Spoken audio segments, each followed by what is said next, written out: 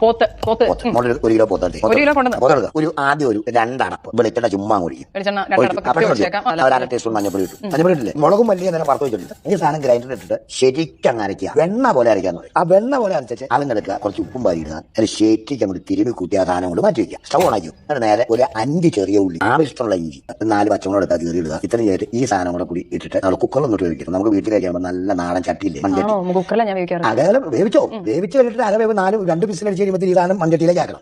മൺചട്ടിയിലാക്കി കഴിഞ്ഞിട്ട് ഈ സാധനം മൺചട്ടി കണ്ടോ ഇങ്ങനെ പാകമായി കഴിയുമ്പോഴത്തേക്കും ഒരു കുഞ്ഞു ചീനിച്ചട്ടിലേക്ക് ഒരു 4 അടപ്പ് വെളിച്ചെണ്ണ ഒഴിക്കുക.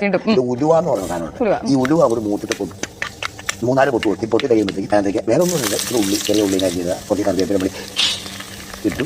ഈ സാധനം കാണിച്ച് മൊത്തം ഇങ്ങനെ ഇളക്കി മറിച്ചുകൊണ്ട് വയ്ക്കുക. മൂടി അത് തിന്നാൻ നേട്ടാ മൂടി തുറക്കുക. ഒരു മണവും കൂടെ വരുള്ളി ചാക്കര ഒരു കറിയും വേണ്ട. ഒരു പാത്രത്തിൽ ആ പോത്തർച്ചയും കെട്ട് വയ്ക്കുക. എന്നെ മുക്കിയച്ച്